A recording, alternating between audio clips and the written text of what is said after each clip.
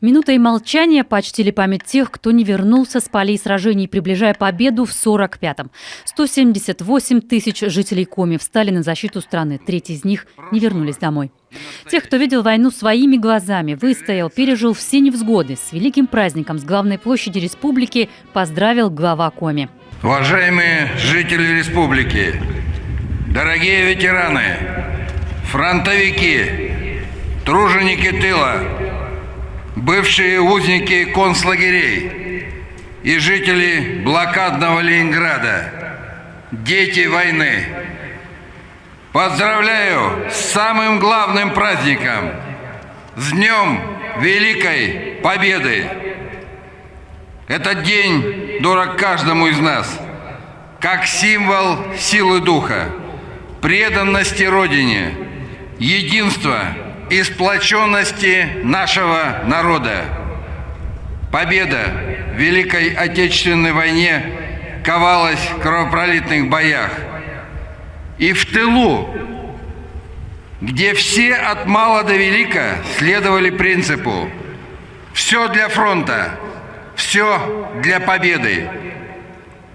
Мы в вечном и неоплатном долгу перед вами, уважаемые ветераны. От имени всех фронтовиков Великой Отечественной войны слово держал Николай Акимович Рочев. Он был юношей, когда его призвали в Красную армию в ноябре 44-го. Тогда его направили на учебу в 33-й запасной полк в Архангельской области. А в 45-м году он участвовал в Советско-японской войне, после окончания которой его воинскую часть перевели в Забайкалье. Я хорошо помню годы этой страшной войны, которая принесла голод, разруху и смерть. Прекрасно помню этот долгожданный день победы, который мы одержали всей страной, спасли мир от фашистской чумы. Сегодня у нашего порога вновь возникла угроза, и вновь нашим ребятам нужно защищать свою родину, свой дом. Мы гордимся всем. Его сейчас сражается на передовой. Ветеран награжден орденом Великой Отечественной войны второй степени, медалями за победу над Германией и за победу над Японией. Николай Рочев – заслуженный работник Коми СССР, почетный гражданин Сыктывкара. В прошлом году Николай Акимович побывал на параде Победы в Москве. Это была его давняя мечта, которой помогли исполниться. 79-й День Победы фронтовик встретил в родной республике. Под государственный флаг Российской Федерации. Знамя Победы. Знамя 28-й Невельской краснознаменной стрелковой дивизии. Мирная, равнинная, лево!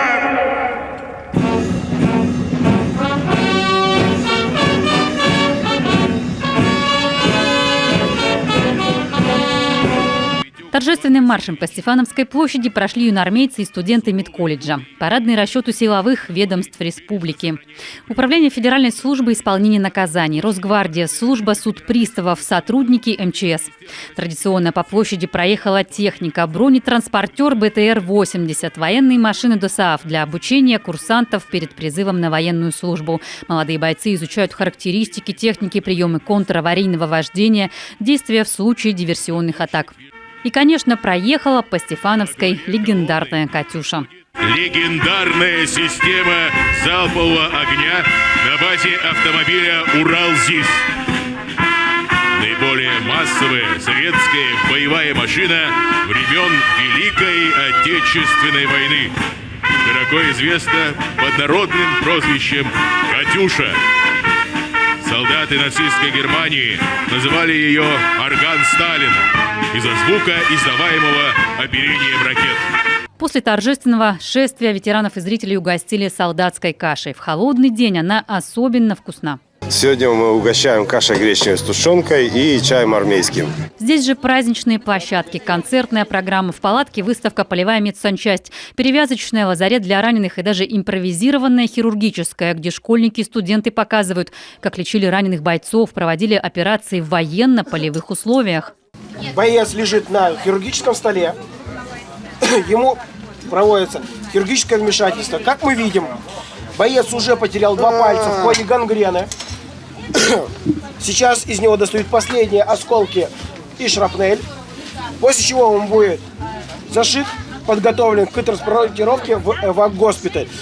Такие операции были вынуждены, обязательны на передовой, потому что боец в таком состоянии может не добраться до тыла. Рядом выставка артефактов с полей сражений. В разных уголках нашей страны шли бои, но некоторые направления наиболее славятся потерями. Именно там работают поисковики. Пропавшие без вести в годы Великой Отечественной войны не должны быть забыты. Увековечить память о них – задача каждого поисковика и каждого из нас. Здесь есть как и элементы вооружения, так и, допустим, элементы быта солдата. Ведь это тоже очень интересная сторона, да? В частности, вот ложка. Она же вот практически у каждого солдата была, и она же практически у каждого была именная. Самый главный элемент, конечно, это вот медальон. Когда обмундировывали, им же выдавали такие медальоны, и они заполняли бланок, который в медальонах. И несмотря на сырость, там, погодные условия, особенности почв, этот медальон не гнил, соответственно, бланки эти сохранялись. Студенты Сыктывкарского политехнического техникума каждый год несут вахту в Смоленской области. В 1941-1943 годах там проходили затяжные и тяжелые бои. Нашим отрядом был поднят боец один по 1943 году. Работали мы в Угринском районе, поисковые работы вели. Работали в полосе действия 59-й гвардейской стрелковой дивизии. Там проходила знаменитая Спасдеминская наступательная операция. Подняли бойца? Да, мы подняли одного бойца, наш отряд поднял одного бойца. За всю вахту было поднято 204 бойца, 2 было именных бойца, установленных фамилии, данные. Сейчас занимается поиском их родственников. С портретами своих родных сыктывкарцы шли возложить цветы и вспомнить тех, кто подарил нам мирное небо. Мы всегда будем чтить подвиг наших дедов и прадедов. Важно передать эту память следующим поколениям.